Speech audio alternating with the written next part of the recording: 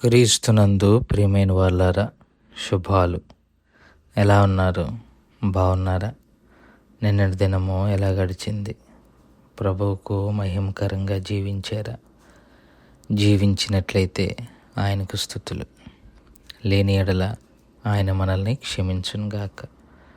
నేటి దిన ధ్యానాంశము సామెతల గ్రంథము 11వ అధ్యాయము 25వ వచనం. సామెతల గ్రంథము 11వ అధ్యాయము 25వ వచనం. ఔదార్యము గలవారు పుష్టి నొందుదురు, నీళ్లు పోయి వారికి నీళ్లు పోయబడును. దేవుని వాక్యాన్ని మన వినికిడిలో దీవించి ఆశీర్వదించునుగాక.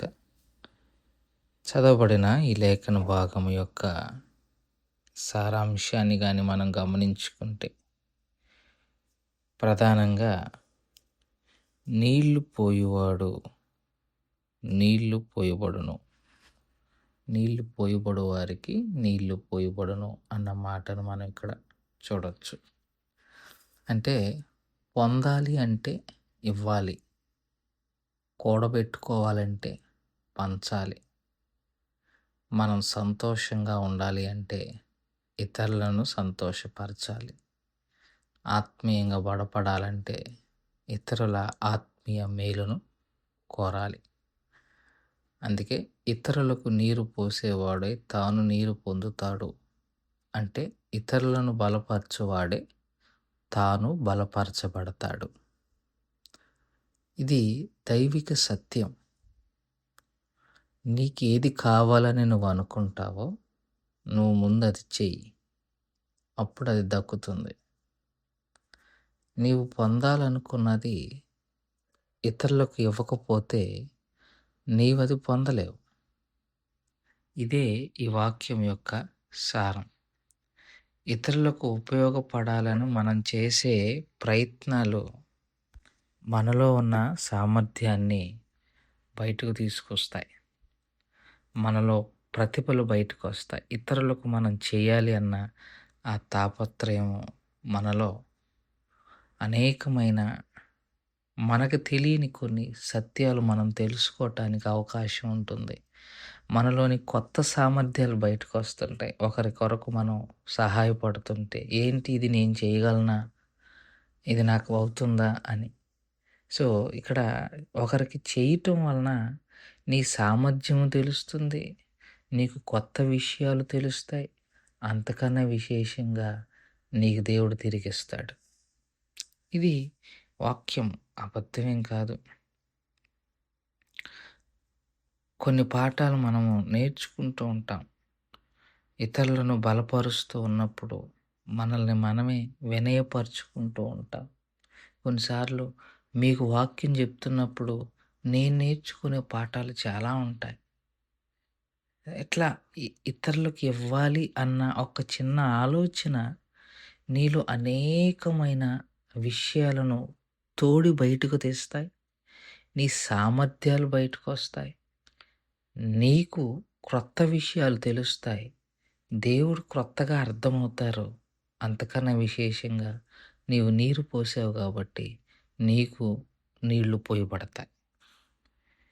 ఇతరుల కోసం పని చేయటం వలన మనలో మనకి కొంత స్వాంతన, కొంత ఆదరణ, కొంత నెమ్మది, కొంత ప్రశాంతత కూడా కలుగుతుంది.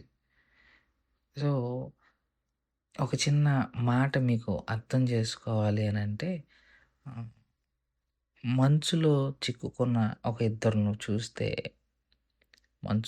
బాగా మంచు ఉన్నప్పుడు శరీరం అంతా చల్లబడిద్ది కదా. శరీరం అంతా చల్లబడినప్పుడు ఏం చేయాలంటే శరీరాన్ని బాగా అరికాళ్ళు, అరిచేతులు బాగా రుద్దుతూ ఉండాలి వేడి పుట్టడానికి.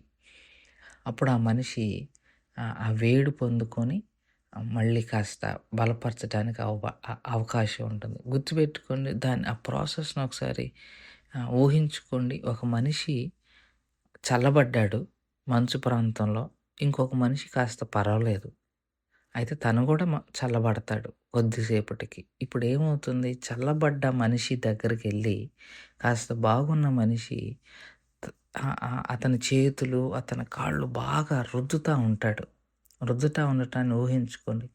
మీరు అవతల వారికే వేడి కలుగుతుందనుకుంటారేమో, రుద్దుతున్న ఇతనికి కూడా వేడి కలుగుతుంది కదా! అతని పాదాలు, అతని అరచేతులు బాగా రుద్దుతా ఉంటే అవతల వాడు బెనిఫిటే కాదు. అతడి వల్ల, ఆ రాపిడి వల్ల ఇతనికి కూడా శరీరంలో వెట్టబడుతుంది. ఇతను కూడా సర్వైవ్ అవుతాడు. అంటే అవతల వారిని సహాయం చేయటం అన్నది ఏదో ఒక రీతిగా నీకు ఉపయోగపడుతుంది అన్నది ఈ సామెత యొక్క ఉద్దేశం. అతని అరికాలు బాగా రుద్దుతా ఉన్నప్పుడు మన శరీరం కూడా రాపిడికి గురై ఆ వేడి మనకు కూడా వచ్చి ఆ మంచులో ఉన్న ఇద్దరు, చల్లబడ్డవాడు కాస్త బాగున్నవాడు ఇద్దరూ వేడిని పొందుకొని మళ్ళా తమ ప్రయాణాన్ని ముందుకు కొనసాగటానికి అవకాశం ఉంటుంది. రక్త ప్రసరణ బాగా జరగటానికి ఉపయోగపడుతుంది. అలాగే సారెపాతు విధవరాలు తన దగ్గర ఉన్న కొంత ఇచ్చింది. దేవుడు ఆమె కష్టంలో ఆమెకిచ్చాడు. సో, ఇయ్యండి అప్పుడు మీకు ఇవ్వబడుతుందన్న మాట, ప్రభువారు చెప్పిన మాట అక్షర సత్యం.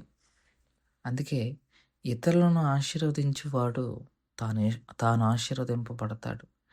ఇతరులను బలపరచువాడు తాను బలపరచబడతాడు. ఇతరులను ఓదార్చువాడే తాను ఓదార్చబడతాడు. ఇతరులకు బోధించేవాడు తాను నేర్చుకుంటాడు. ఇతరుల ఆత్మీయ మేలు కోసం పనిచేసేవాడు తాను ఆత్మీయ అభివృద్ధిని పొందుకుంటాడు అని మనవి చేసుకుంటూ ఈ మాటలు ఇంతటితో ముగించుకుంటున్నాను. దేవుడు దీవించి ఆశీర్వదించును గాక. ప్రార్థన చేసుకుందాం. మమ్మల్ని మిక్కిలిగా ప్రేమించిన మా ప్రియ పరలోకపు తండ్రి, మీ పాదాలకు స్తోత్రాలు. చెప్పబడిన వాక్యాన్ని బట్టి మీకు స్తోత్రాలు. విన్న వాక్యం మా హృదయంలో భద్రపరచుకొని వాక్యానుసారంగా జీవించగలిగిన కృపను దయచేయమని యేసుక్రీస్తు ప్రభువారి పుణ్యనామములో అడిగి వేడుకుంటున్నాం తండ్రి. ఆమెన్. God bless you.